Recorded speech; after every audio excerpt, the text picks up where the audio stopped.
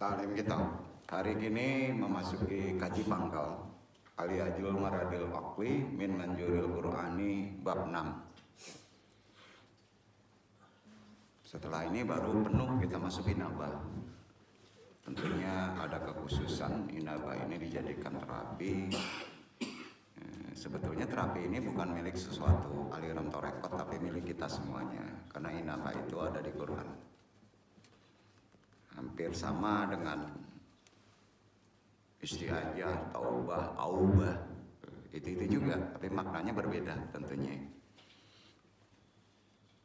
Assalamualaikum warahmatullahi wabarakatuh. Seperti biasa sebelum kita talqin zikir dikuatkan dengan syahadat kembali, sholawat, istighfar, zikir. Sama-sama ridha Allah. Asyhadu alla ilaha illallah wa asyhadu anna Muhammadur Rasulullah. Asyhadu alla ilaha illallah wa asyhadu anna Muhammadur Rasulullah. Asyhadu alla ilaha illallah wa asyhadu anna Muhammadur Rasulullah. Selawat bumi. Allahumma sholli ala sayyidina Muhammadin nabi ummi wa ala alihi wa sahbihi wa salim. Allahumma sholli ala sayyidina Muhammadin nabi ummi wa ala alihi wa sahbihi wa salim. Allahumma sholli ala sayyidina Muhammadin nabi ummi wa ala alihi wa sahbihi wa salim. Astaghfirullahaladzim. Astaghfirullahaladzim. Astaghfirullahaladzim. Wa ilahi anta maksudi wa roka matlubi atini mahabbataka wa ma'rifataka. Dari bawah la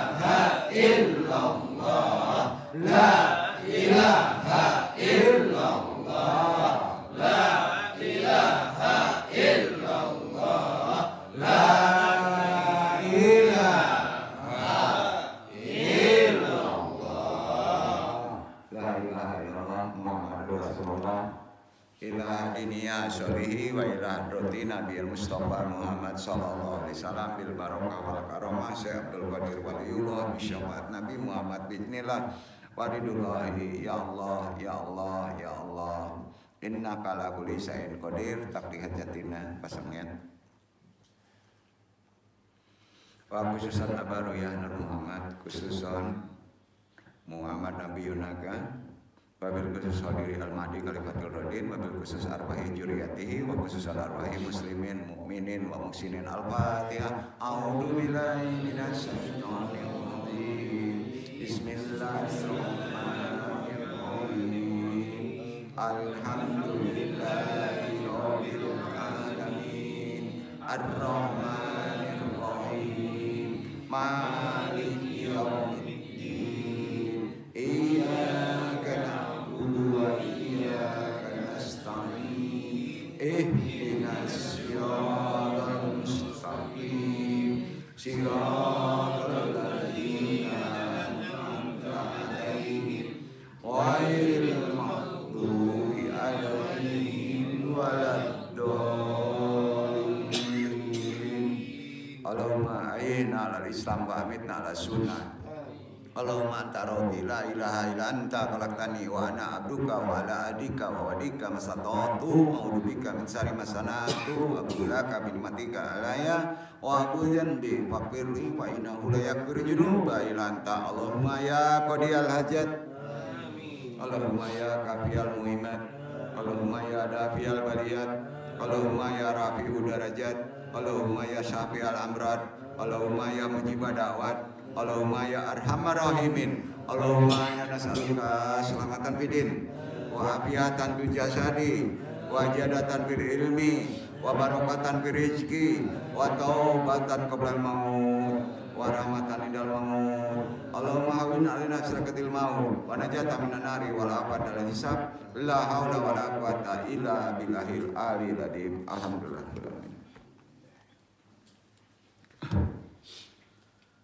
Syukur alhamdulillah kita hari ini masih bisa diberi waktu untuk bisa bertolebul ilmi. Tidak lupa selawat kita haturkan kepada idola kita, junjungan kita, Nabi besar Muhammad sallallahu alaihi wasallam.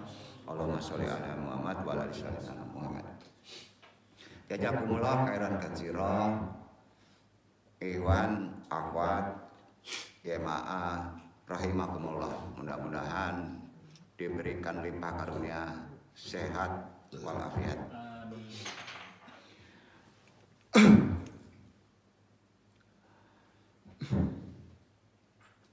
Subhanaka ilmalana illa ma'alamtana innaka antal alimul hakim. Rabbi syari sadri wa yassirli amri wahlul 'uqdatam min lisani yafqahu qawli. Ya Allah, ya Rabb, lapangkanlah untukku dadaku, mudahkanlah untukku urusanku, uraikanlah simpul pengikat lisan ini, baik pentaklim maupun yang ditaklimi, agar bisa memahami taklim ini. Ya Allah, mudah-mudahan meridhoinya. Amin, amin, ya Rabbal alamin. Wajari wajiro para ahli, wabil khusus Ikhwan YMA rahimakumullah yang hadir secara talaki langsung maupun tidak langsung, juga Asyatid Al-Fatah guru kita Sabil Fadilah, semuanya yang kita muliakan rahimakumullah. Pada hari ini Al-Fakir mencoba membahas ke pangkal kaji terapi penyakit jiwa perspektif Al-Quran bab 6 ya.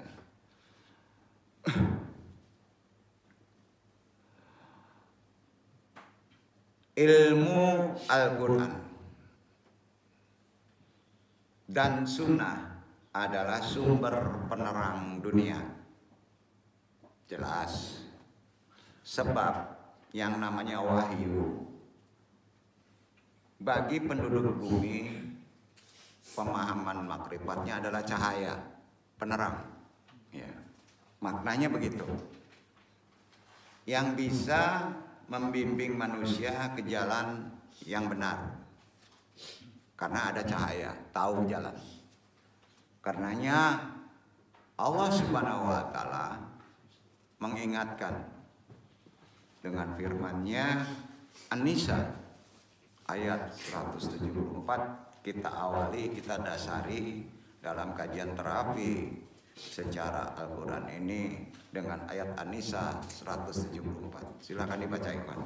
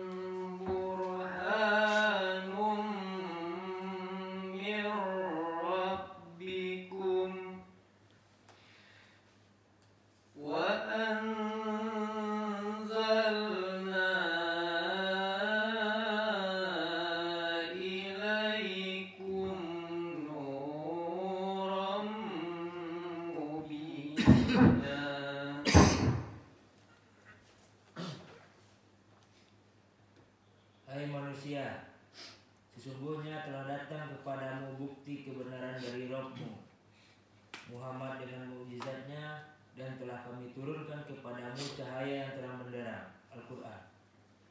Al-Quran dasar semua segala rapi, karena itu bukan sebagai epistemologi petunjuk keilmuan saja, termasuk juga pembenaran, petunjuk jalan, dan kita target ke situ. Tanpa itu kita nggak bisa terapi. Ya, itu keterangan. Karena itu kehadiran para ulama, baik itu ulama syariah maupun ulama tasawuf, yang disebut bisa disebut para syekh mursyid, juga para pengajar Al-Quran, sunnah, itu semua merupakan rahmat bagi penduduk bumi. Pekerjaan yang sangat mulia. Sudah jelas ya kalau dia sumber ke sana itu udah berlimpah. Ya. Jadi kalau kita misalnya di bidang lain, jangan lupa Quran dan Sunnah kita pakai dalam segala hal. Maka kita harus dianggap ulama. Dasar pertama kita terapi secara Quran. Sumber dia ilmu boleh aja. Di sana ada rambu-rambu. Mana yang halal, mana yang boleh, mana yang tidak. Ini yang akan kita bahas. Jadi kita ini sebenarnya kalau paham menterapi orang dengan ilmu yang sudah baku ditetapkan benar dari Allah, maka kita sudah dianggap sebagai rahmat untuk seluruh bumi. Begitu, sudah dianggap rahmat. Rahmat itu juga ilmu. Nah, makanya kerugian besar bagi umat muslim adalah matinya para ulama. Di Quran kan dijelaskan gitu. Karena banyak kegelapan. Itu diambilnya berangsur-angsur dari pinggir. Maka yang membuat orang yang bodoh, yang jodoh. Bukan kita kata-kata. Ya, sekarang sudah nampak tanda-tanda kiamat. Nakut-nakutin. Jadi melalui jasa mereka, masyarakat menjadi paham lah tentang hakikat syariat, tentang menyelesaikan masalah problema kehidupan. Dan Allah itu akan mencabut ilmu agama bagi penduduk bumi dengan dibawakannya para ulama. Begitu. Dibawakannya para ulama. Ya.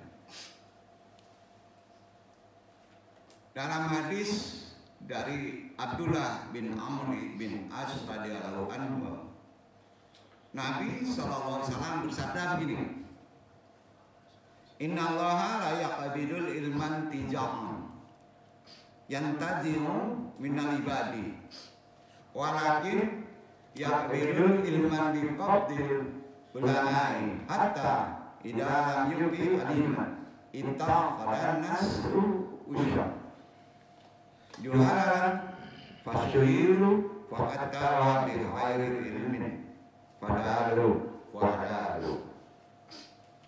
Sesungguhnya Allah Ta'ala tidak akan mencabut ilmu dari umat manusia dengan sekali cabut.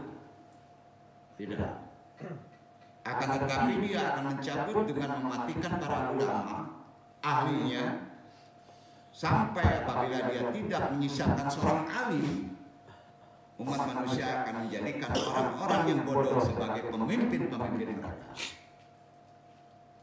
Masih bisa kita masih ada ulama, walaupun sudah media. Ya. Mereka ditanya oleh umatnya, lantas menjawab tanpa ilmu sehingga mereka sesat menyesatkan. Karena mulai ada sesat menyesatkan, tidak menjidat, mutafaqun alaih.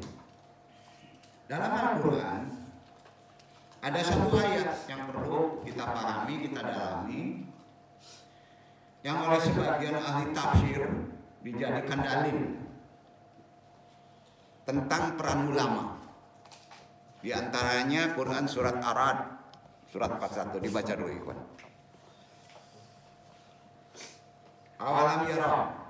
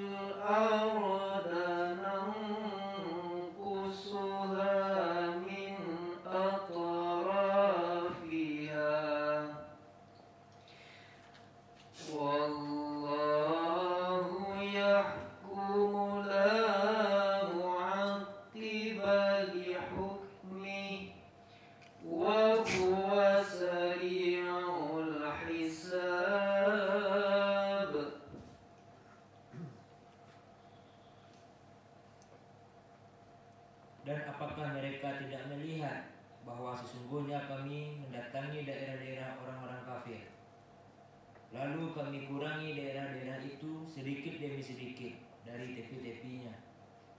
Dan Allah menetapkan hukum menurut kehendaknya. Tidak ada yang dapat menolak ketetapannya. Dan dialah yang maha cepat hisabnya. Jadi nggak sekaligus ya. Dari tepi-tepi dikurangi keilmuan itu. Ya. Ada ilmu, ya ada ilmu. Ya. Bukan arti-arti hilang, tapi ilmu agama yang sesungguhnya hakikatnya benar menjadi mulai berkurang. Awalan yarau anatatil adam ankusuha min atarofiha. Apakah mereka tidak melihat bahwa sesungguhnya kami datangi daerah-daerah itu lalu kami kurangi daerah itu sedikit demi sedikit dari tepi-tepinya. Dalam kitab tafsir Ibnu Katsir kita tukil ya keterangan Ibnu Abbas radhiyallahu anhuma. Berbunyi begini. Wa qala Ibnu Abbas fi riwayatan kharabuha bimauti fuqahaiha wa ulamaiha wa ahli khairin minha. Wa kada qala mujahidun aidun huwa nautun ulama. Nah, kan gitu. Itu tafsirnya dari Ibnu Katsir ya. Nah, kalau baca tafsir Ibnu Katsir pasti ada keterangan dari dasar firman yang tadi di Arad 41. Dalam satu riwayat Ibnu Abbas mengatakan berkurangnya bumi dengan kematian fuqaha dan ulama serta orang-orang soleh. Demikian pula yang dinyatakan mujahid, berkurangnya bumi adalah kematian ulama. Tafsir Ibnu Katsir silakan di bab 4 bacanya di halaman 472. Itu isinya. Menguatkan tadi keterangan bahwa ilmu itu makin sekarang tuh makin aneh. Ya. Jadi subhanallah, ini perlu kita dasari semua sebelum kita memahami konsep terapi secara Quran. Ya jelas kita harus dasari dulu keterangan-keterangannya. Ya. Jadi seperti itu sahabat Ibnu Abbas menafsirkan. Jadi kita bisa memahami korelasinya. Ya. Ketika ulama meninggal, kebodohan tersebar. Kan gitu. Ketika ulama meninggal, kebodohan tersebar. Jadi bodoh itu bukan karena ilmu tidak berkembang, ulama yang meninggal. Itu Quran, itu kata Allah loh. Ya, ya. Terlebih ketika orang bodoh angkat bicara masalah agama, mulai nampak. Sehingga pelanggaran agama semakin mudah tersebar merajalela seperti sekarang kan. Ya. Bumi kehilangan ruh kebaikannya. Apakah kita mau diam? Tapi nggak usah khawatir. Nah, di sini letak menangnya kajian tasawuf. Kondisi itu nggak usah khawatir karena ada ilmu yang mesti kita gali. Kalau udah ulama habis. Nah, kalau kita pahami ilmunya sesungguhnya, ulama yang sudah wafat pun masih bisa diambil barokahnya. Ya, kan kemarin kajiannya tuh ada tuh, ya, artinya masih ada, maka tidak bisa disebut mati dia, masih diberi rezeki. Bahasa secara tarekatnya gini, bimbingan mursyid yang sudah wafat masih ada. Karenanya dalam kajian ilmu tasawuf ada istilah faidul barokah.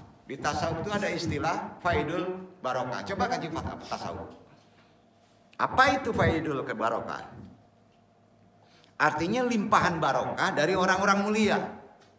Seperti nabi, seperti wali-wali Allah, ya, pewaris kenabian, kan wali Allah. Ulama. Nah, pada diri seseorang ada yang disebut faidul barokah. Dan ini hadis sahih. Jadi jangan khawatir. Ya. Pada diri seorang itu, kalau antum ingin mendalami kitab yang aneh ini ya, ini kan aneh nih. Orang yang mati masih bisa memberi pemahaman, membimbing bahkan. Ya. Di dalam kitab silakan ambil referensinya, namanya Tafrihul Khotir fi Manaqib Asy-Syaikh Abdul Qadir Jailani Qadasal Rohu Sirahu. Itu kitab namanya Tafrihul Khotir fi Manaqibi, halaman 14. Itu diterangkan seorang ulama yang benar itu masih bisa memberikan bimbingan kepada ikhwannya. Nah, ini sering jadi perdebatan pada ulama-ulama modern. Ya. Disebutkan Faidul Barokah itu ada 2 jenis secara tasawuf. Ada 2 jenis. Dapatnya ke kita itu, ke ikhwan dapat 2 jenis.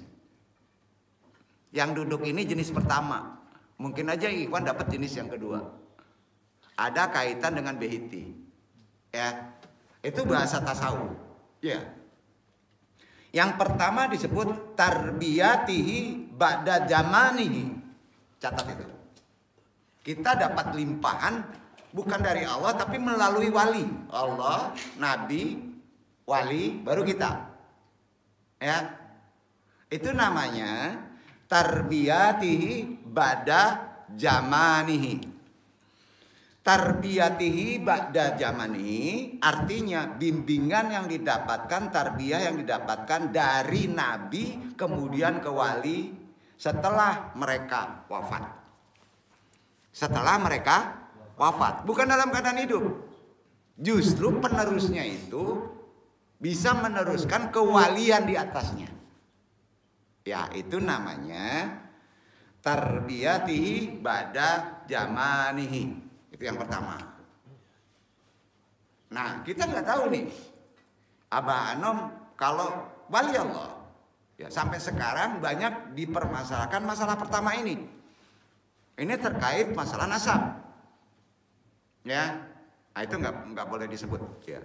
Wallahu alam, ya. Karena kemursidan, kewalian itu tertutup. Itu salah satu yang dirahasiakan Allah itu ada 10. Kematian dirahasiakan Allah, kewalian dirahasiakan Allah. Nanti kita bahas itu. Dan ada pengobatan yang mesti dirahasiakan oleh antum. Walaupun antum tahu. Itu disebut adab. Kalau antum bukakan, maka Allah tidak akan mengirimkan hidayah. Itu asyir. Ya. Jadi yang pertama kita udah tahu apa yang disebut limpahan barokah, faidul barokah. Ada 2 macam. Pertama, tarbiyatihi ba'da zamanihi.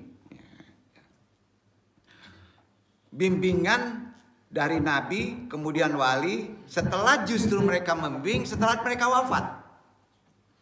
Seorang wali mursyid dapat membimbing murid-muridnya walau fisiknya sudah dikubur.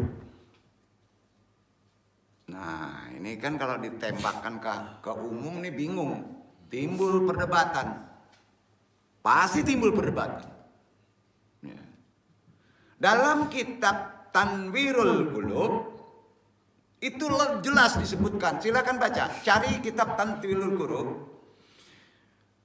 Jika ada wali Allah yang setelah wafat karomahnya hilang, tidak bisa membimbing, kalau ada dia merasa dirinya wali Allah, kemudian wafat, karomahnya menghilang, ya. Kata kitab Tanwirul Qulub, maka ia bukan wali Allah. Paham ya? Maka dia bukan wali Allah. Gitu aja. Gampang, fikihnya gampang tuh. Jadi spesifik wali Allah itu taunya penerusnya ada nggak? Tuh, ya. Diragukan kewaliannya, mungkin derajatnya memang orang mulia, tapi tidak sampai ke derajat kewalian. Kewalian itu ada hitungannya, ada 70 sekian, Pak. Kemarin urutnya secara besar ada autat kan itu kan. Mungkin derajatnya memang orang soleh, tapi bukan dalam tingkatan kewalian. Karena sifat kewalian walaupun sudah wafat, dia masih bisa membimbing murid-muridnya. Itu ada di kitab, 2 kitab menyebutkannya. Ya. Jadi kalau kitab yang pertama itu Syekh Abdul Qadir Jailani, Tanwirul Qulub ini justru oleh Syekh Asy'ari pengarangnya. Ya. Orang-orang yang kuat tafsir. Ya. Karena itu yang namanya seorang mursyid, walau sudah wafat secara fisik, namun tetap memantau. Nah ini perlu dipahami oleh ikhwan semuanya. Dan ini keyakinan ini tidak salah. Anung tanggung jawab.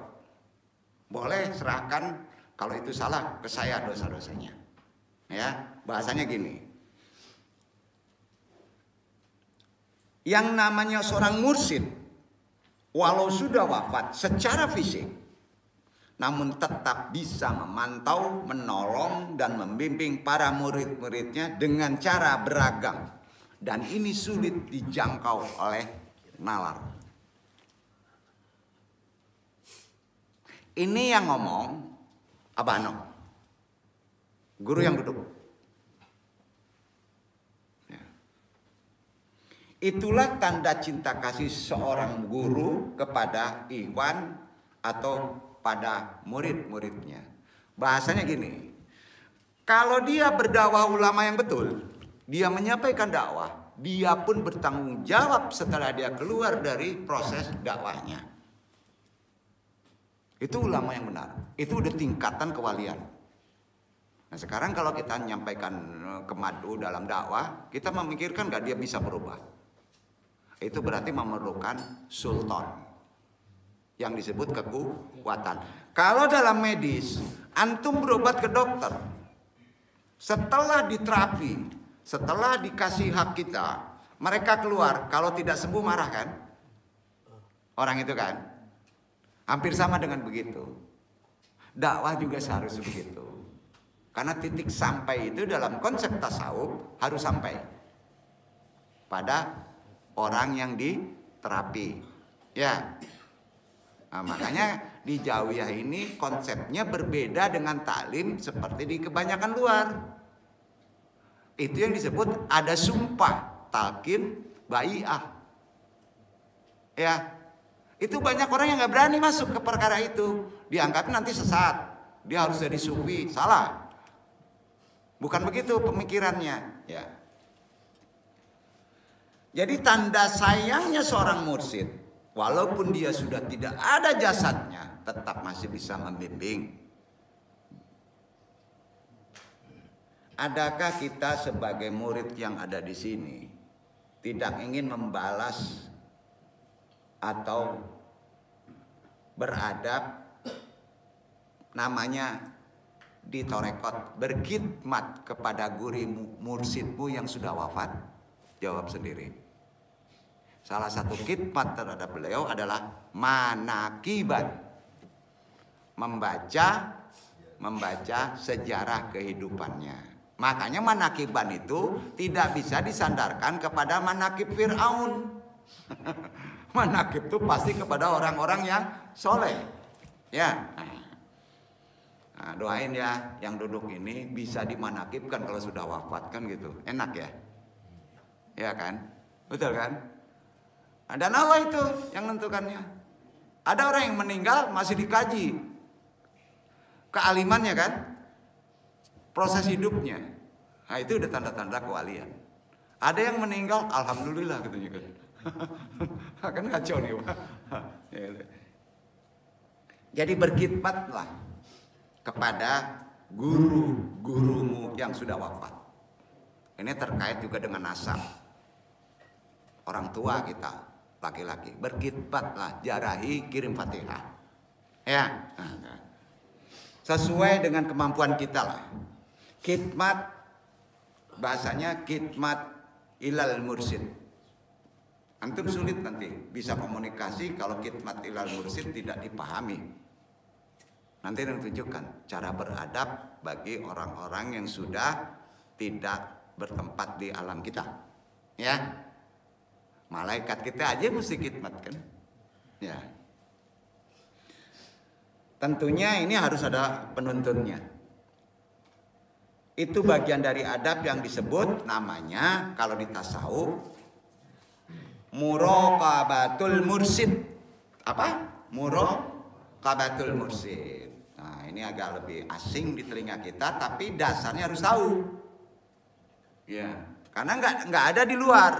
Ya, Apa itu khidmat, apa itu talqin, apa itu bai'ah. Yo, kan repot ini kalau kita tidak jelaskan, menjadi salah tafsir nanti. Ya. Jadi adab terhadap mursyid yang sudah wafat disebut muraqabatul mursyid. Caranya dengan berkhidmat. Salah satu cara berkhidmat adalah mereka sering bermanakib, ya, membaca sejarahnya. Sudah itu dia sering mengirim Fatihah dan selawat. Ya. Itu sebagai kita menyayangi. Nah, jadi arti kata kita mesti yakini seorang mursyid yang benar mursyid selalu memantau kita, insya Allah. Apa tidak malu jika kita melakukan kedzaliman selama masih dipantau? Padahal mata Syekh Mursyid melihat apa yang kita lakukan. Kedua,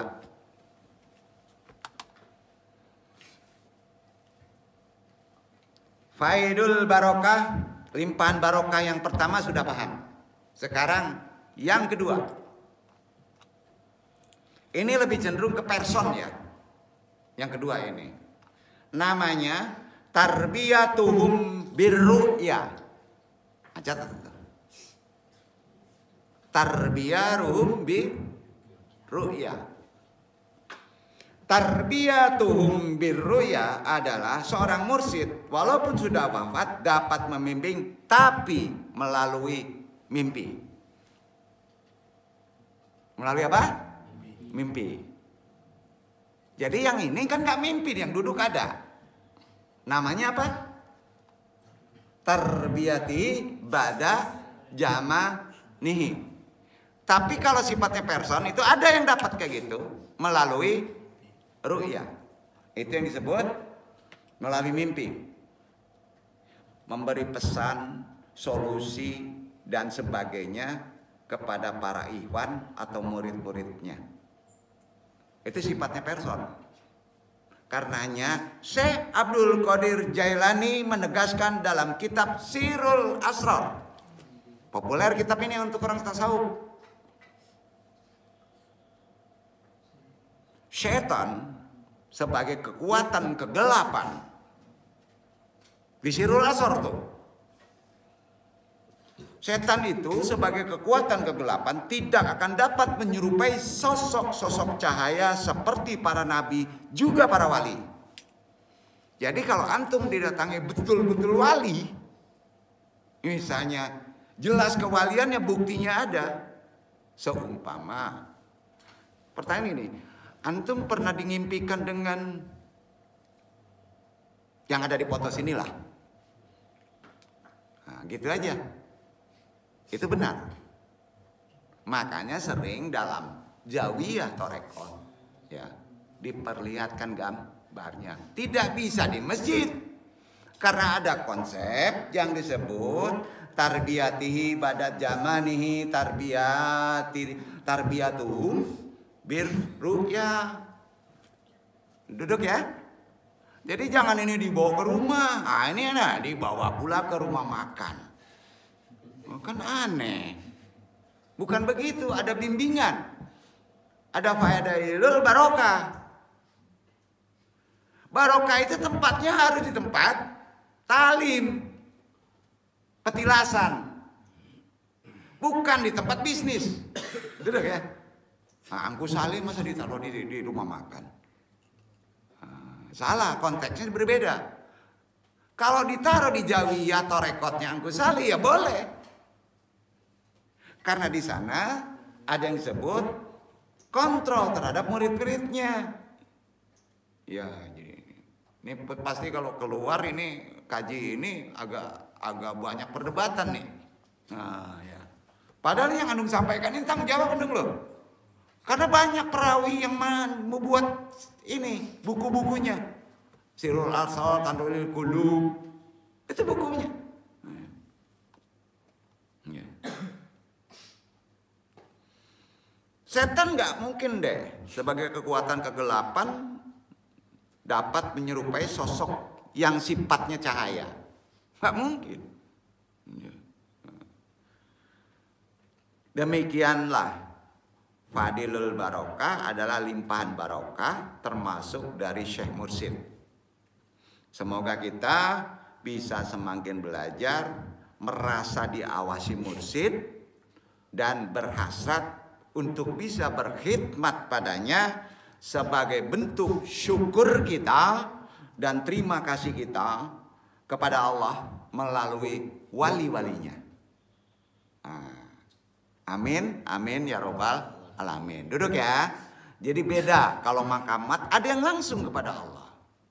Jelas kalau menteri bisa langsung kepada presiden. Kalau kita menteri enggak. Ya. Betul kan? Itu logikanya. Gitu ya. Bahkan untuk mencapai wali melalui wakil talqinnya. Sebelum wakil talqin kan mengamalkannya harus ada ijazahnya. Betul kan? Enggak repot tuh. Tetap berjenjang. Tetap berjenjang. Jadi dengan begitu, yang namanya guru mursyid, baik itu masih adanya, wakil talqin, baik itu masih adanya maupun sudah tidak adanya, juga mengetahui gerak-gerik hati para murid. Bayangin, gerak hati aja tahu.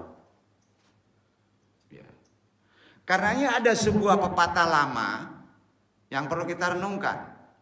Itu orang-orang modern ini menafikan tadi nantinya gini, lah sedalam-dalam laut bisa diselami, tetapi hati orang siapa tahu. Kan gitu kan? Itu nggak berlaku sama mursyid. Nah itu kalau ditempel ke orang win alif filsafat keterima itu istilah tadi. Tapi di mursyid nggak keterima karena ada ilmunya. Sehingga siapapun tidak akan mampu menyelami hati dan perasaan orang lain, kan gitu prinsipnya. Mungkin tadi juga begitu prinsip antum. Ya, itu kekuatan para wali Allah, orang-orang mulia. Benar. Ya. Kalaupun ada seseorang yang pas memberi pertolongan seperti yang terbetik diharapkan dalam hati, paling antum ngomong gini, kebetulan tulah. Itu kan dia karena bisa melihat dengan ilmu psikologi fenomena fisik. Kan gitu ya? Enggak. Seorang wali enggak belajar fenomena fisik, tidak belajar ilmu psikologi, tidak bahasa ilmu gerak tubuh, tidak. Bahkan itu dinafikan sama mereka. Kalaupun kita ada ilmu tadi, kuatkan dengan ilmu kewalian, maka lebih keren entum. Enggak. Gimana pekanya hati? Ya. Rupanya pepatah tadi itu tidak berlaku bagi seorang guru mursyid. Gak percaya? Ini yang duduk pernah kena. Nanti kita contohkan sejarahnya ya. Yang duduk kita bagi pengalaman. Ya. Jadi guru mursyid itu tidak berlaku dengan pepatah tadi. Enggak. Dia tahu kretek hati muridnya itu. Seorang guru mursyid pasti mengetahui gerak-gerik hati setiap muridnya, dan seorang murid tidak bisa menyembunyikan apapun yang terbetik di hati di hadapan gurunya, di hadapan mursyidnya. Hal tersebut sebagaimana yang terjadi pada diri seorang murid. Nah, kita cerita dulu ya. Ini bukan memaksakan supaya yakin.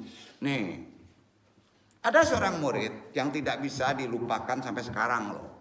Nggak lupa sampai sekarang. Maka bagi pengalaman. Ketika suatu hari meminta amalan untuk riyadhah kepada gurunya. Gila ilmu bisa tabang umpamanya itu. Tapi enggak itu udah diminta kayak kan. Nah, kalau antum apa? Bahagilah ilmu supaya tunduk sadonyonan padusi, kan itu dah. Nah, itu namanya amalan riyadhah. Riyadhah latihan dengan amalan. Minta ke gurunya. Sang murid menyadari, mengakui sangat malas untuk melaksanakan riyadhah. Latihannya.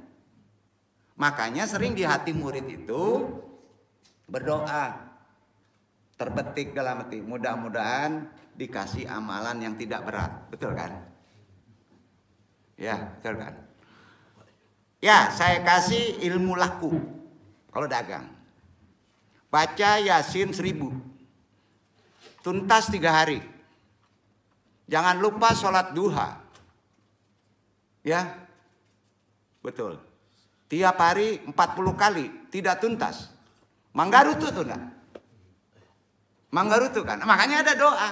Mudah-mudahan ya Allah, minta ke mursyid dikasih amalan riyadoh ini yang ringan-ringan aja. Ya. Ini ada yang kena nih. Ya. Jadi begitu sang murid menuju jawiyahnya, ternyata sang guru mursyid sedang duduk di kursi menunggunya. Antum minta amalan kan? Enggak ngomong, dia langsung kasih amalan. Cocok lagi amalannya yang diminta. Demi Allah ini benar ini. Berarti kan secara nggak langsung dia baca hati. Ya. Singkat kata, sang murid meminta amalan kepada guru mursyidnya. Beliau pun memberikan amalan kepada muridnya berupa potongan asma Allah, Asmaul Husna. Potongan Asmaul Husna. Wah, alhamdulillah, pendek. Ya. Potongannya saja, pendek mana? Nggak perlu awak cek jus rupanya ya, ilmu mutolaah. Diijazahkan dengan potongan Asmaul Husna. Ya. Bahkan Asmaul Husna itu nggak terpikirkan itu, banyak orang ngamalin. Pendek aja. Ayo, pengennya kan kayak gitu kita kan? Ya. Kerja ingin gede, amalan sedikit. Nah itu kebaca loh. Kebaca itu. Nah. Singkat kata, sang murid meminta amalan kepada guru mursyidnya. Beliau pun memberi amalan berupa potongan asma Allah, Asmaul Husna. Sungguh ketika itu begitu girang hati sang murid menerima apa yang diberikan oleh sang mursyid tersebut. Terbetik dalam hati. Alhamdulillah. Betapa ringan amalan itu.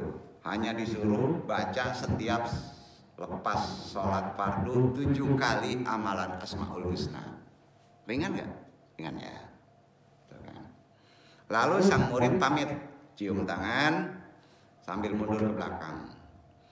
Baru melangkah sekitar 5 langkah, ternyata Panger Saabah manggil. Nah, udah tahu deh kalau Panger Saabah. Nih jujur, yang duduk nih yang kena. Panger Saabah manggil. Beliau berkata, Masya Allah, kita kirim Fatihah kepada beliau. Ya, sampai sekarang nggak lupa. Sampai sekarang yang duduk ini. Apa kata-katanya?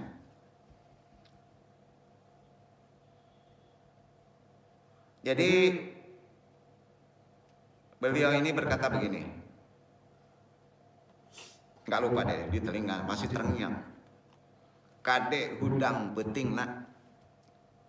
Kade hudang beting nak. Artinya gini, awas bangun malamnya jangan lupa. Jadi kalau siang sudah sholat, ya itu biasa. Isya kadang bolong, kadanglah geser waktu, subuh ketiduran. Jadi yang paling penting amalan itu malamnya. Arti kalau bahasa Sundanya itu awas bangun malamnya jangan lupa. Amalan malamnya. Ternyata dia mengetahui apa yang terbetik di dalam hati saya. Ya. Beliau mengetahui bahwa yang paling malas bagi saya yang alami ini sampai ya sekarang justru bangun malamnya. Apa? Bangun malamnya. Bukan membaca Asmaul Husnanya. Duduk. Itu teralami dibaca itu. Arti kata dia tahu nih, waduh celaka nih. Benar amalannya gampang, tapi ngamalin malam repot nih. Terbaca media. Kadek tompoho amalan pentingna. Awas jangan lupa amalan malamnya. Atau beliau, itu dia. Nah. Arti kata bagi saya itu kan sampai sekarang justru bangun malam nih itu yang jadi susah. Ya, karena dikuatkan dengan sholat qiyamul lail.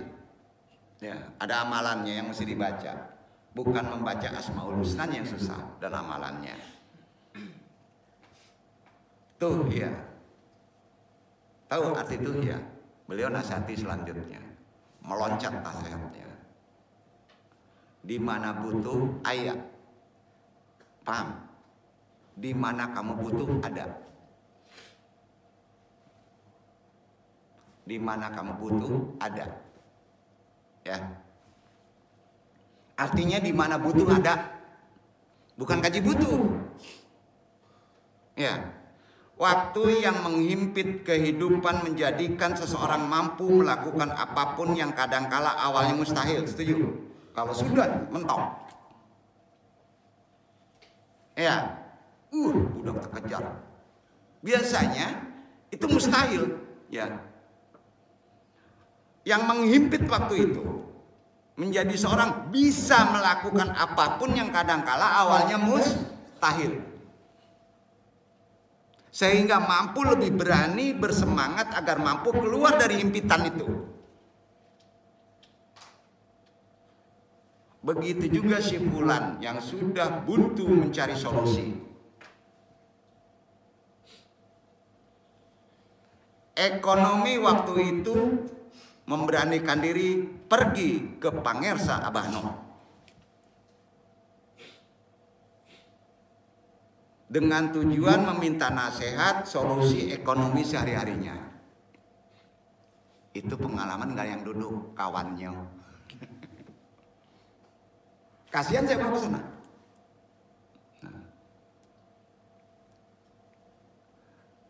Si fulan setelah berhadapan dengan Abah Noh berkata, apa yang harus saya kerjakan?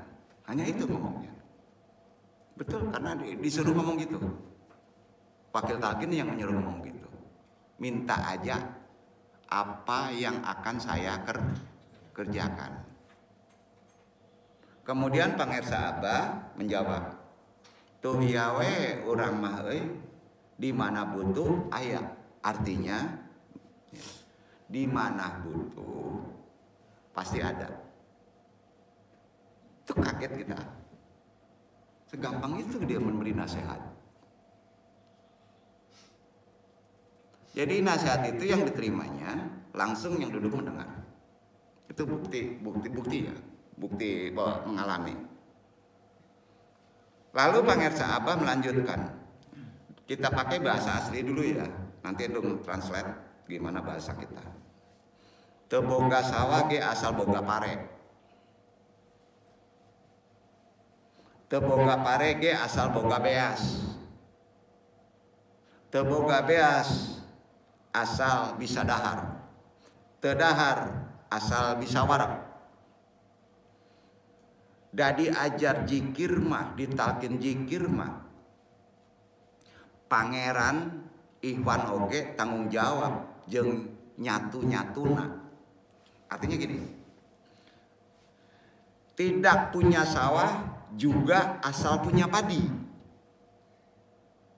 Nggak perlu sawahnya, yang penting ada padi.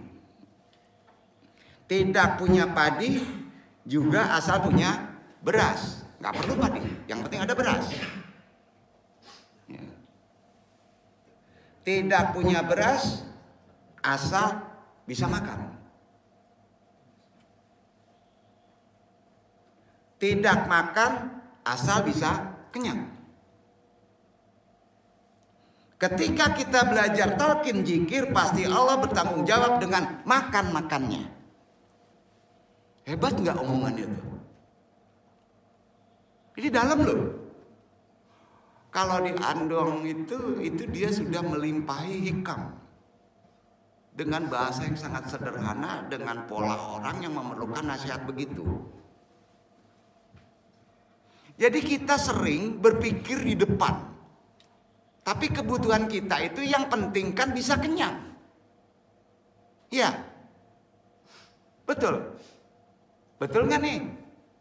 Yang penting antum bisa diwisuda kan? Kalau masih berpikir buat skripsi kacau antum. Karena kita hebat nasihat guru ini. Nah, maka langsung menyandarkan kepada firman Allah. Ada yang disebut nanti ayatnya antum baca ya. Fadkuruni adkurkum. Tahu artinya? Apabila kamu ingat kepadaku, pasti aku pun ingat. Nah, ini ilmu keren nih. Ini itikot. Dalam pengobatan, dalam inabah, dalam apapun juga masalah. Ya. Fadkuruni adzkurkum. Apabila kamu ingat kepadaku, pasti aku pun ingat kepadamu. Allah berfirman, Al-Baqarah 152, 153. Itikot untuk bisa sembuh harus dari situ. Itikot bisa selesai dari masalah harus dari siku. Tolong dibaca.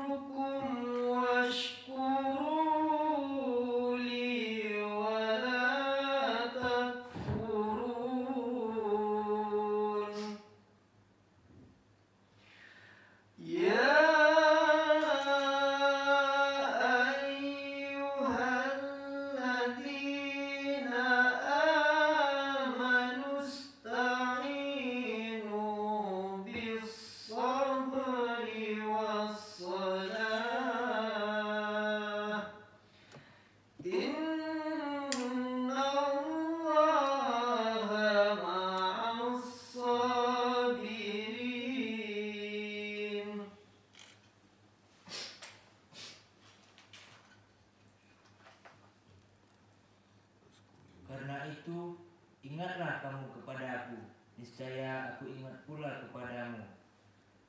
Dan bersyukurlah kepada aku, dan janganlah kamu mengingkari nikmatku. Hai orang-orang yang beriman, jadikanlah sabar dan sholat sebagai penolongmu. Sesungguhnya Allah beserta orang-orang yang sabar. Katakan itu sebagai solusi. Itu semua solusi. Solusi kehidupan dengan cobaan itu solusinya. Penyakit, jomblo, ya, nggak lulus, ya, belum selesai. Kita bahas kandungan berharga dari ayat ini. Ini terkait ayat-ayat inabah. Ya, ayat-ayat inabah. Ya. Kandungan berharga dari ayat ini terpaksa kita kecuali dulu. Karena ini dasar dari terapi pengobatan kejiwaan. Kejiwaan dulu ya secara Quran. Didapati aneka ragam penafsiran. Kalau antum dapatkan dari luar ayat ini. Dari kalangan ulama tafsir terhadap kandungan surat Al-Baqarah yang 152. Kalau 153-nya gampang. Allah Subhanahu wa taala memerintahkan kaum mukminin untuk apa? Untuk apa? Berzikir. Apa? Jadi semua masalah zikir dulu. Penyakit, rezeki, amanah, karir, zikir. Itu prioritas. Dasarnya tadi. kandungan yang perlu kita pahami dari ayat 152 Al-Baqarah. Memerintahkan kaum mukmin untuk berzikir, mengingat, kemudian menyebutnya. Ingat seragam dengan menyebutnya. Hati ucapkan. Semua jumhur ulama setuju.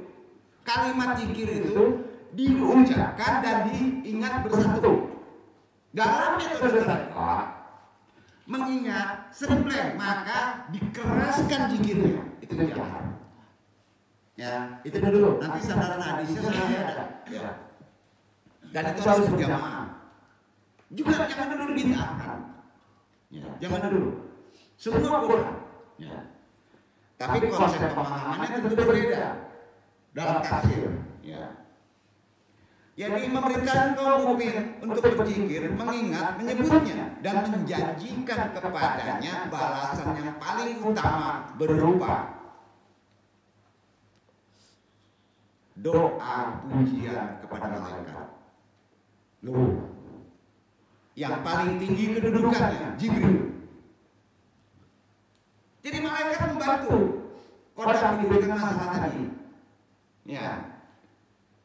Bagi orang yang berzikir, mengingat, menyebutnya, ini dikhususkan, wahai orang-orang yang beriman, dikuatkan dengan rasa syukur. Jadi ada 3 konsep: zikir, syukur, sabar. Syukur untuk letak kemudahan, sabar untuk letak kesulitan. Sampai gini. Nah, pertanyaannya, kalau yang udah selesai memang obat awal, syukur. Kalau yang belum selesai, sabar. Sudah itu, apa lagi? Bantu dengan sholat. Apa dulu silabusnya? Zikir, syukur, sabar, sholat. Duduk, solusi awalnya gitu. Itu terapinya. Nah, sulitnya mengamalkan syukur sering dimudahkan. Mengamalkan sabar dianggap kesusahan. Karena sabar katanya orang sekarang ada batasnya. Enggak ada. Ya. Bagi orang sampai puncak pertama, sabar dan syukur jadi satu, yang disebut syukurillah. Enggak ada lagi. Astagfirullahnya syukurillah. Ya. Ketangkap maksudnya? Ya. Jadi kandungannya gitu 152.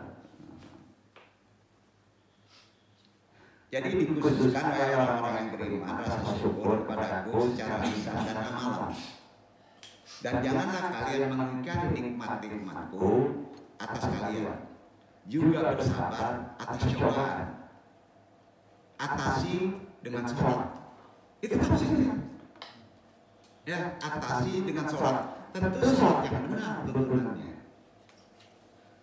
Awal waktu, pelajari kekhusyuannya, dan terakhir khusyuk. Jelas ini jaminan Allah. Pertanyaannya, 152, 153 itu jaminan Allah dihidupkan antum di atas dunia dikasih masalah. Jaminannya adalah Quran 152 dan 153. Amalannya sudah tahu. Apa dulu?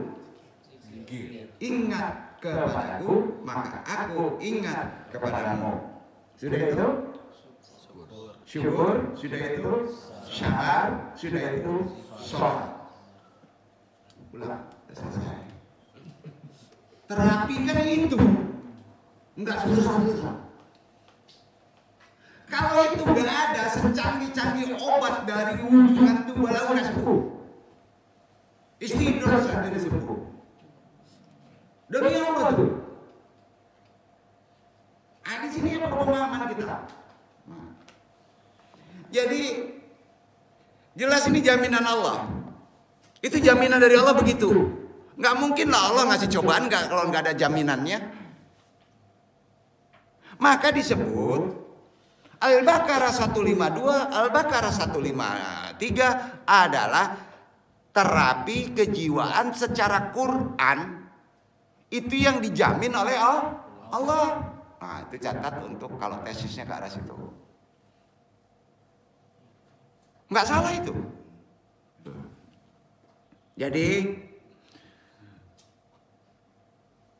jaminan Allah, semua rezeki manusia di bumi diatur oleh Allah kan?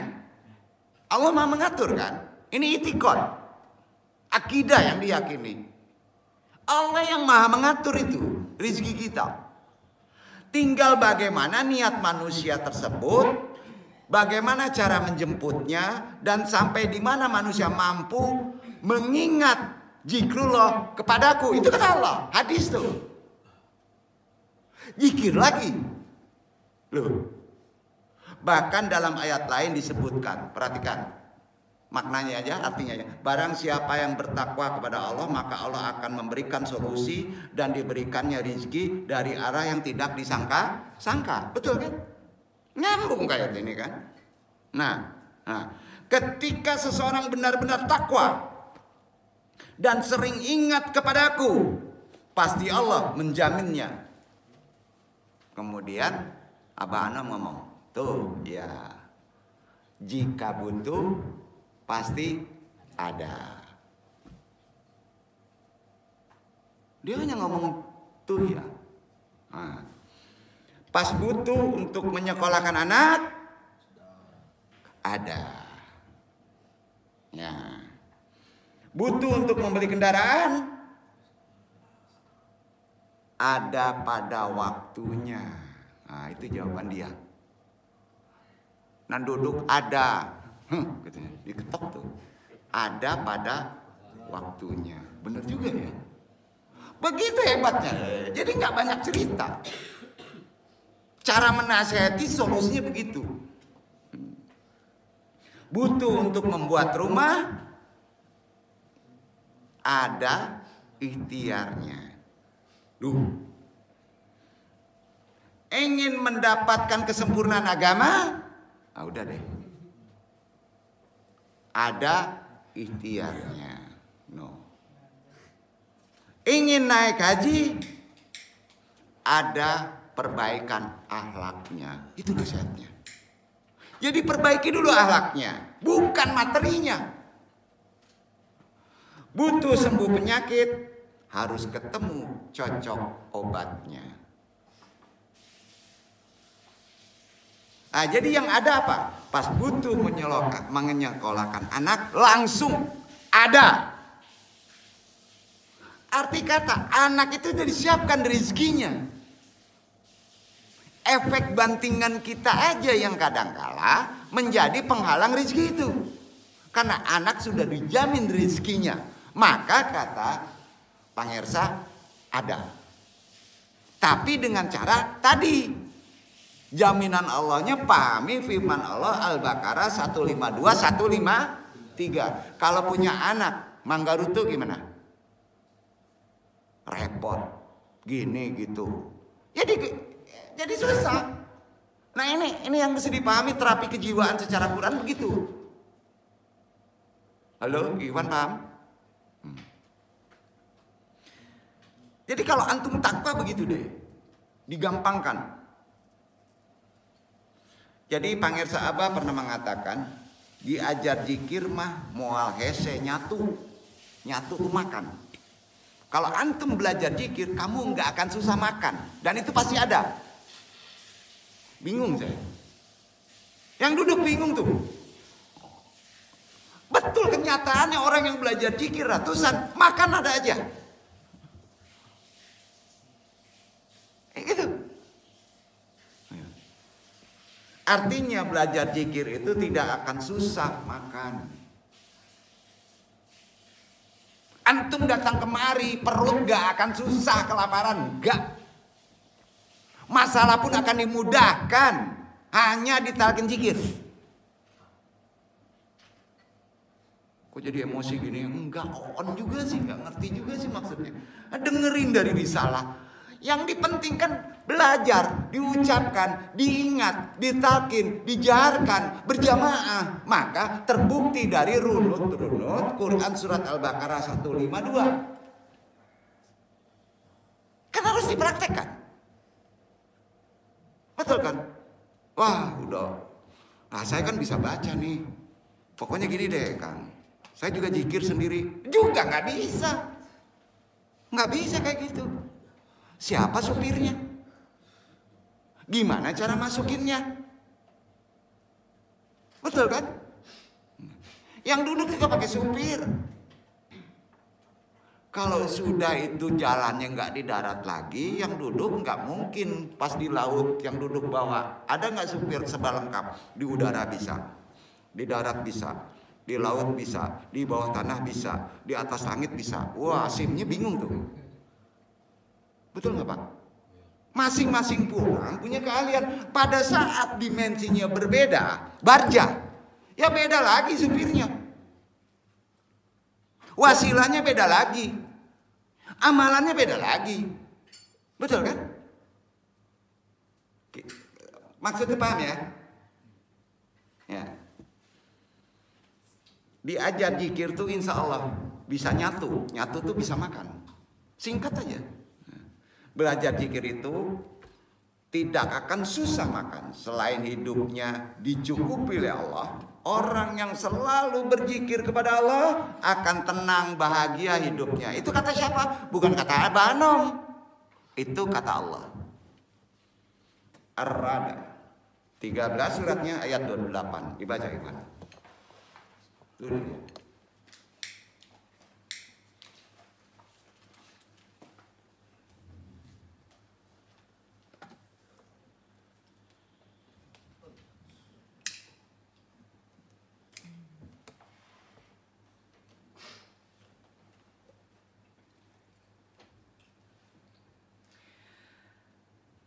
الذين آمنوا وتطمئن قلوبهم بذكر الله ألا بذكر الله تطمئن القلوب.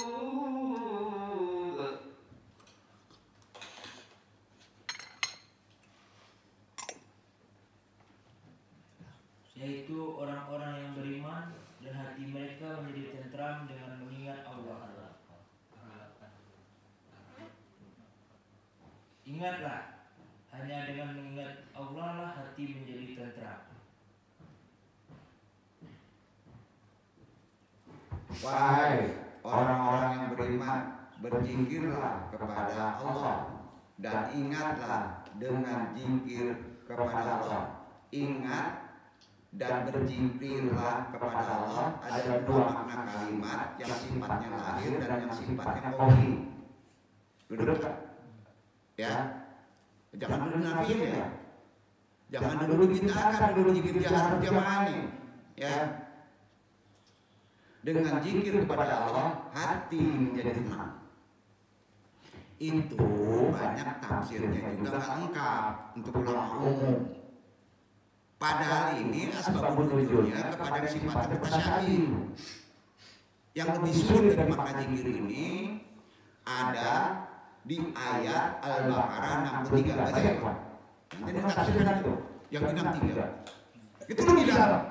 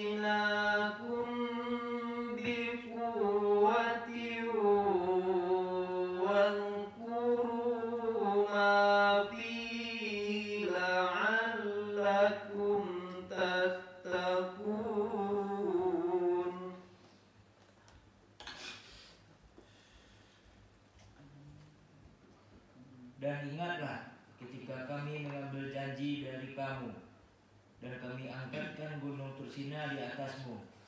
Seraya kami berfirman, peganglah teguh-teguh apa yang kami berikan kepadamu, dan ingatlah selalu apa yang ada di dalamnya, agar kamu bertakwa. Nah, tafsirnya ya, nanti ini PR. Korelasinya dengan tafsir yang di atas. Tafsir di atas sifatnya awam. Tafsir yang kedua di Al-Baqarah 63 sifatnya kasyaf, khusus. Harus dibedah seawal rohani. Ya. Nah, tafsir yang di bawah secara tasawuf, ya, ulama tasawuf, berzikirlah kamu sebagaimana yang diterangkan, mudah-mudahan kamu masuk orang-orang yang bertakwa. Antum semua sering minta beban yang berat. Kalau minta mobil 4, kalau minta istri 3 cantik-cantik ya, pasti timpakan Tursina kepada antum dengan permintaan antum. Kata Allah, ingatlah itu dari saya, zikirkan. Duduk. Kalau nggak ingat, kacau. Kamu tidak disebut orang yang takut kepada aku, tapi takut kehilangan yang kamu bebankan berdasarkan perjanjian itu. Duduk. Itu tafsirnya. Nah, yang duduk nyontek sama dia. Nah, ya. Nah, Iwan di sini Usuluddin paham maksudnya? Paham ya? Nah, kalau yang belum paham, tolong dibantu. Insya Allah kalau yang bapak-bapak ini ngerti. Insya Allah. Ya. Jadi berzikirlah kamu sebagaimana yang diterangkan, mudah-mudahan kamu masuk orang-orang yang bertakwa. Ya. Jadi mengingatku itu zikir. Kalau belum mahir harus dibarengi dengan menyebutnya. Hadis. Ilmu psikologi juga begitu. Mengingatnya, kalau belum mahir harus dibarengi dengan menyebutnya. Sepakat gak tuh kata-kata? Ngapal gimana bro? Kalau belum ahli, diem. Bapak, ibu, keras-keras kan? Sama gitu. Jahar. Berbarengan sampai ingat timbul. Itu hafalan. Sama dengan azan. Azan tuh zikir jahar. Supaya orang bisa ingat datang ke masjid. Udah waktunya, duduk. Itu maknanya. Dibarengi dengan menyebutnya. Arti kata terucap, terdengar di telinga. Itu yang disebut zikir jahar. Itu yang disebut zikir jahar. Dalilnya berkumpul di suatu tempat untuk berzikir bisa disebut zikir jahar yang berjamaah. Dalilnya ya, bersamaan dengan hukumnya adalah kata Nabi sunnah. Zikir jahar berjamaah keras hukumnya sunnah.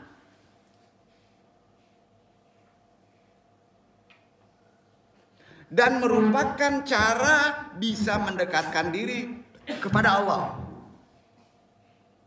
Hadis-hadis yang menunjukkan kesunahan perkara ini banyak. Di antaranya, enggak seluruhnya Pak Ji. 1. Hadis riwayat At-Tabrani. Matan isinya tidak andung tambah, tidak andung kurangi, apa adanya. Hadis riwayat At-Tabrani. Maman kaumin istama'una yadkurunullah hala yuridun bidalika ila wajhahu ta'ala illa nadahum munadan minas samai ankumu makfuron lakum. Akhrajahu Tabrani. Artinya, tidaklah suatu kaum berkumpul untuk berzikir dan tidak mengharap kecuali ridha Allah, kecuali malaikat akan membantu dan menyerunya dari langit, berdirilah kalian dalam keadaan terampuni, terobati masalah dosa-dosa kalian. Hadis riwayat At-Tabrani. Kok nggak berani orang ngomong kayak gini ya? Nah, itu satu. Sedangkan dalil yang menunjukkan kesunahan mengeraskan suara dalam berzikir secara umum diantaranya adalah hadis qudsi riwayat dari Bukhari, Muslim, Sahih.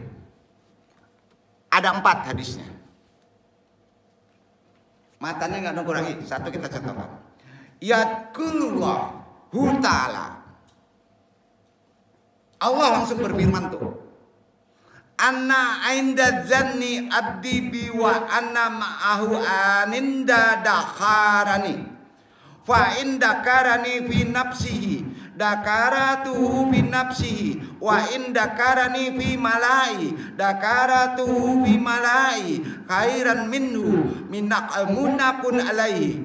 Allah Subhanahu wa ta'ala berfirman, aku kuasa untuk berbuat seperti harapan hambaku terhadapku. Firman Allah dengan hadis. Dan aku senantiasa menjaganya dan memberinya taufik serta pertolongan kepadanya jika ia menyebut namaku.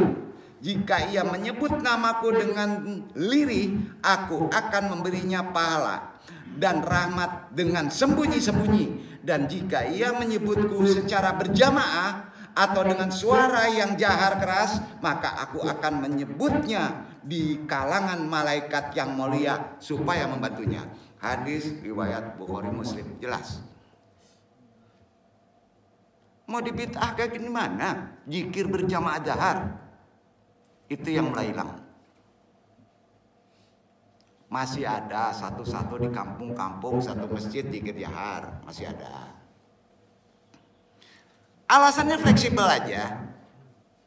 Target waktu lama kita berjahar, orang lain terganggu dengan suara keras. Buktinya azan aja dipermasalahkan. Betul? Padahal itu zikir jahar. Zikir secara berjamaah sudah jelas. Zikir dengan suara jahar sudah jelas sandaran hadisnya. Ya. Zikir secara berjamaah sangat baik dilakukan setelah sholat. Setelah sholat. Masih ada, alhamdulillah di sini. Para ulama menyepakati kesunahan amalan ini. At-Tirmidzi meriwayatkan bahwa suatu ketika Rasulullah ditanya, ayo doain asma'u, apakah doa yang paling dikabulkan? Rasulullah menjawab, Zawful laili wad duburu salawatil maktubati. Qala Tirmidzi haditsun hasanun.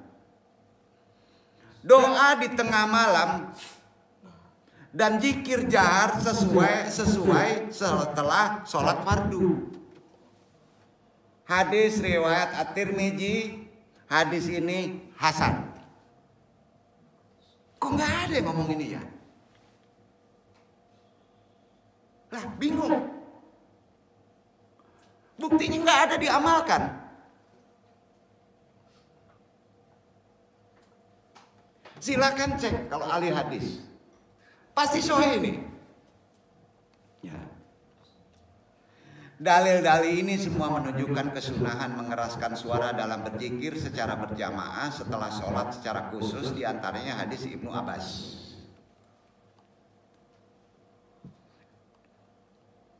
Kuntu arifu in kidai salati Rasulullah bil takbir. Rawahul Bukhari wa Muslimun. Artinya, aku mengetahui selesainya sholat Rasulullah dengan takbir. Keras kan? Yang dibaca dengan suara keras. Hadis riwayat Bukhari Muslim. Hadis lainnya, anna rauhu sauti bidikri henyan syarifun nasu mina maktubati kana ala ahadu Rasulullah rawahul Bukhari wa Muslimun. Artinya mengeraskan suara dalam berzikir ketika jamaah selesai sholat fardu terjadi pada zaman Rasulullah. Hadis riwayat Bukhari Muslim. Kalau dia lihat kenyataannya aja. Nah, besok kita ke masjid, ya sama-sama kita jahar di sana, ngelihat orang semua tuh, bingung. Jadi dalam sebuah riwayat Bukhari Muslim, Ibnu Abbas mengatakan, kuntu alami idan sarafu bidalika ida sama tahu rawahul Bukhari wa Muslimun. Aku mengetahui bahwa mereka telah selesai sholat dengan mendengar suara zikir yang keras. Hadis riwayat Bukhari Muslim. Apalagi? Jadi hadis-hadis ini adalah dalil yang diperbolehkan berzikir jahar selesai sholat fardu di 5 waktu. Nah, karena itu menyelesaikan pintu fardu pada sholat dalam ujian masalah dengan jahar tadi. Selesai sholat zuhur dihadang dengan cobaan ke sholat asar. Penyeimbangannya jahar zikra. Kebanang memang. Nah, jadi antum gimana nih sekarang? Kalau ingin misalnya pergi ke kampus, kan tujuan hidup adalah ibadah. Jadi prioritas ibadah. Kalau pengen gak dihadang keras, ingin ditolong sama Allah, udah kamu masuk masjid, kare-kare saya zikir. La ilaha illallah. Alah, banyak itu 165 kali. Selesai itu depan. Berani? Berani enggak nih? Itu gunanya Jamiah. Datang aja ke sini. Karena khilafiyah perkara itu jadi masalah.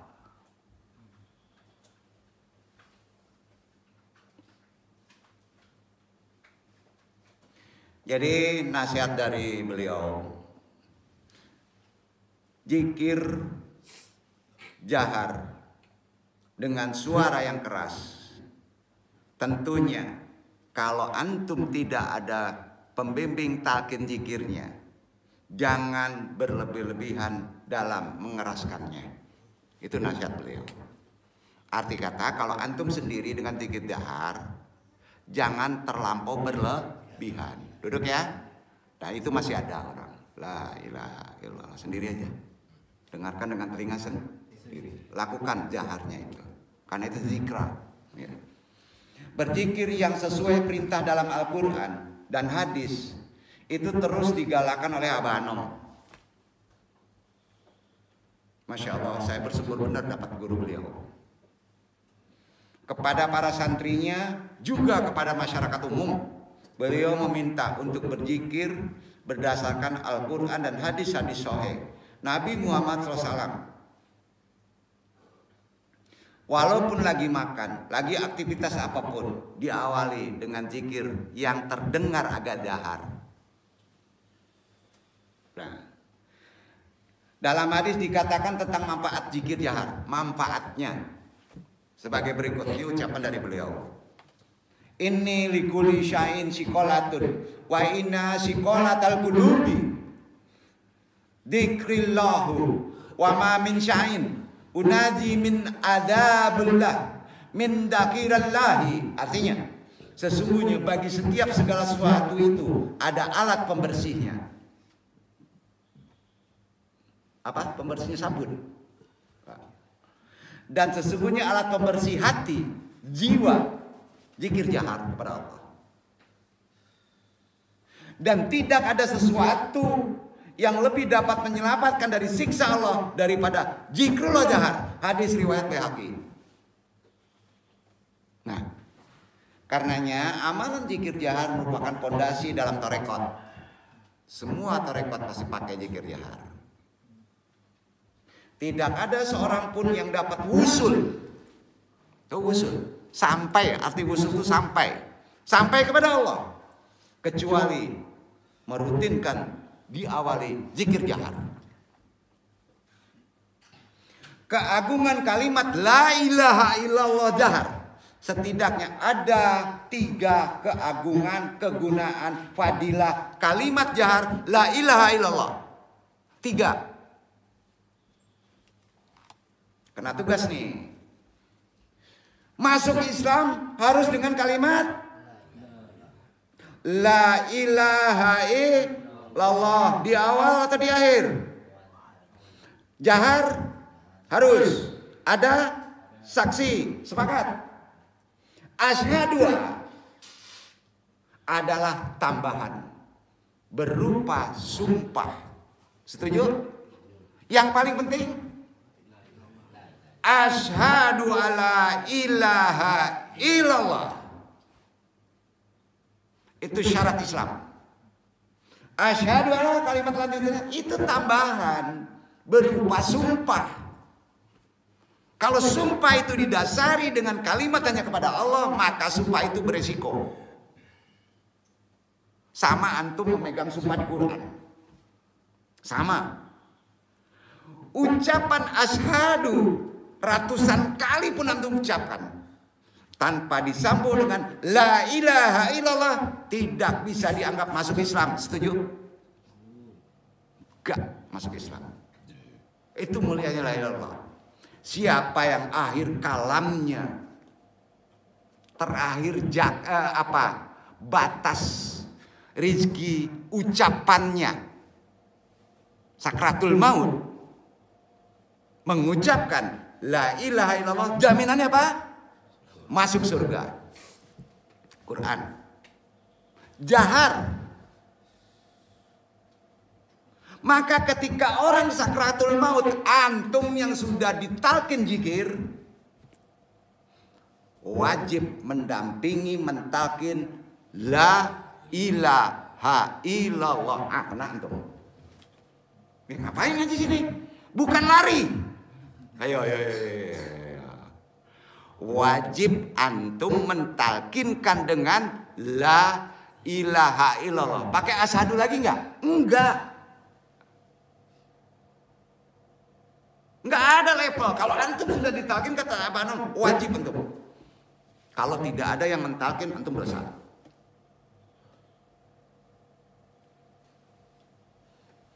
Itulah kalimat yang ingin dibawa oleh setiap insan.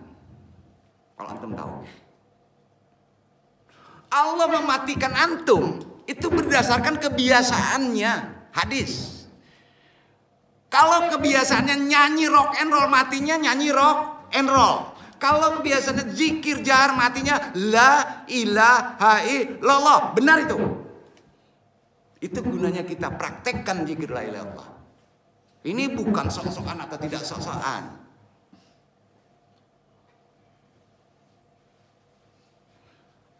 Seorang manusia tidak akan bisa mencapai tingkat khalifah, tingkat kewalian tanpa selesai mengamalkan la ilaha illallah.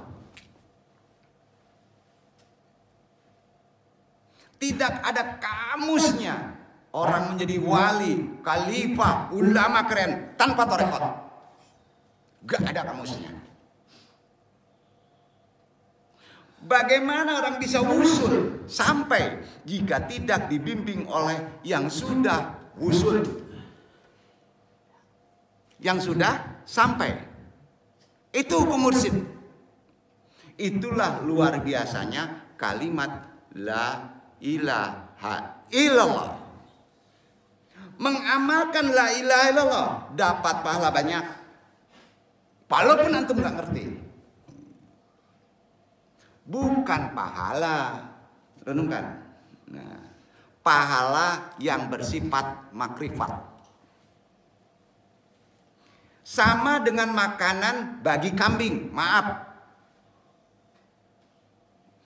Bukan bermaksud menghina pahala. Walaupun di dalam Quran banyak keterangan tentang pahala. Bagi orang yang sudah menjadi murid tarekat, tidak mengamalkan sesuatu karena ingin pahala. Tidak. Sepakat? Tidak. Kenapa? Jawabannya gini. Karena pemberian dari Allah Subhanahu wa taala sudah lebih banyak daripada yang kita minta. Setuju? Itu yang disebut bamalu. Udah tinggi makomatnya tuh.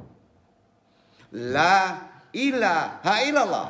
Jaminan selamat seumur hidup tanpa batas. Namun jika la ilaha illallah tidak terbawa, maka jaminan sengsara seumur jutaan tahun tanpa batas. Itu Abah Anom yang ngomong. Karena itu amalkan terus zikir yang telah diajarkan oleh Pangersa. Sekurang-kurangnya, catat, amalkan. 1 hari 165 kali, tidak perlu berurut. Tapi total dari pagi sampai sore 165 kali. Karena metodenya hanya satu. Qadariyah wan Naqsabandiyah dipakai Qadariyah. La ilaha illallah. Berapa kali? Sehari? Silakan antum yang nyeting itu. Selama 5 kali setelah fardu. Duduk ya. Insya Allah antum bisa membantu umat yang banyak. Tanpa itu, antum akan kesulitan kalau langsung lari ke medis. Karena inti penyakit dasarnya dari kejiwaan. Di sini bukan membersihkan lagi. Ini udah talqin. Arti kata memberi sultan dari kalimat la ilaha illallah kepada qalbu. Duduk gak? Kalau pembersihan kan di kepala, pensucian di hati, ya.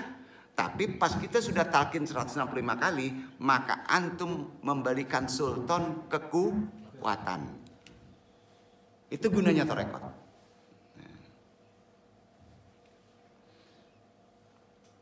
Jadi la ilaha illallah sudah tahu, amalkan terus, walaupun mungkin ada saatnya belum bisa sampai.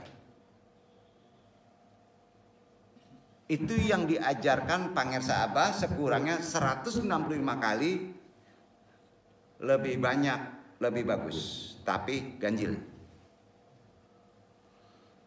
Pertama, kalimat la ilaha illallah, zikirnya jahar, yang kita amalkan udah tahu, nggak perlu dipraktikin lagi.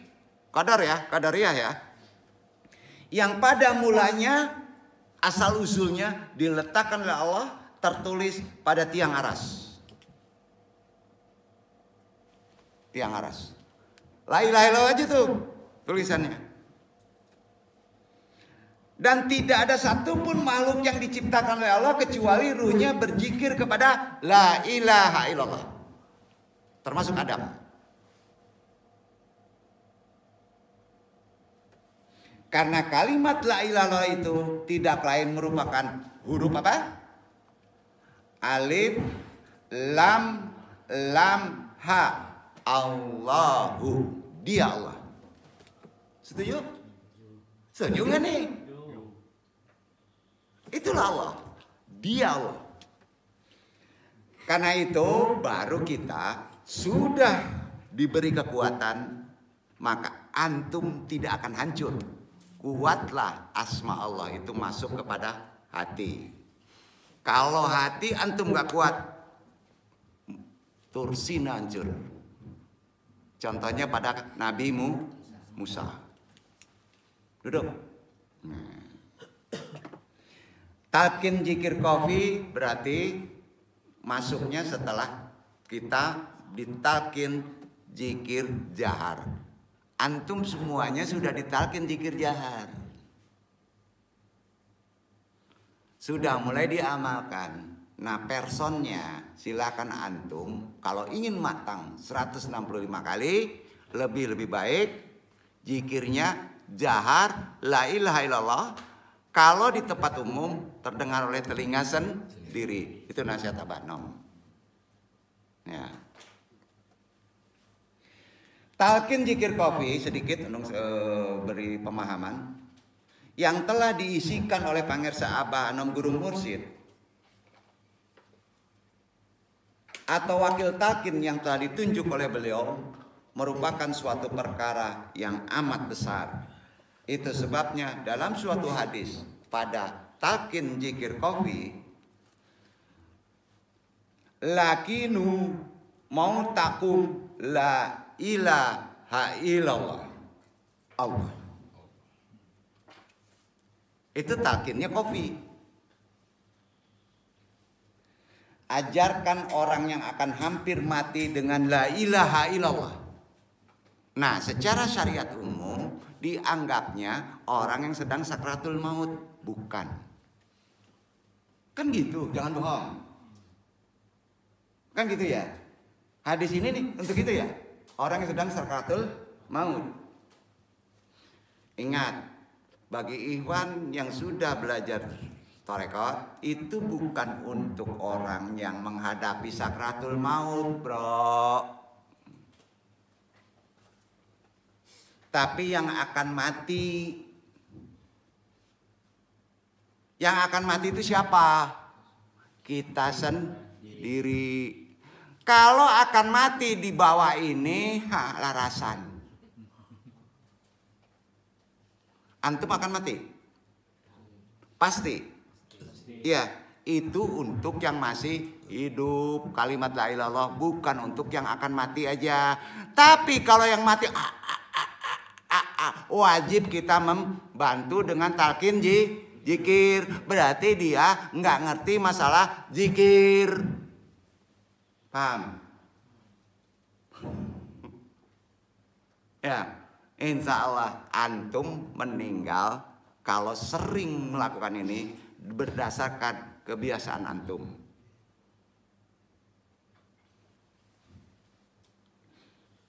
Jadi ingat ya, lakinu mau takum la ilaha illallah itu bukan untuk orang yang menghadapi sakratul maut, tapi yang akan mati. Yang akan mati itu adalah kita sendiri yang masih hidup. Itu sebabnya la ilaha illallah akan bisa memberikan kekuatan dalam kehidupannya. Itu yang disebut sultan kepada kita sebagai muslim, muslimah. Kalau kita sering menjaharkannya dalam segala hal, cobaan, masalah, bencana, sakit, kehidupan selama kita di dunia. Solusinya tadi itu dulu. Itu sebabnya kalimat talqin zikir jahar la ilaha illallah menghubungkan kita langsung kepada Allah. Untuk bisa membantu kita. La ilaha illallah mempanakan diri kita, menafikan diri kita, memfanakan diri kita dari dunia yang akan kita tinggalkan. Kalimat jahar la ilaha illallah yang menjamin diri kita masuk surga. Kalimat jahar la ilaha illallah sebagai kekuatan umat Islam dari segala masalah, cobaan, kehidupan di atas dunia. Seperti yang diajarkan selama 12 tahun di Mekah oleh Rasulullah SAW. Karenanya Bilal bin Rabah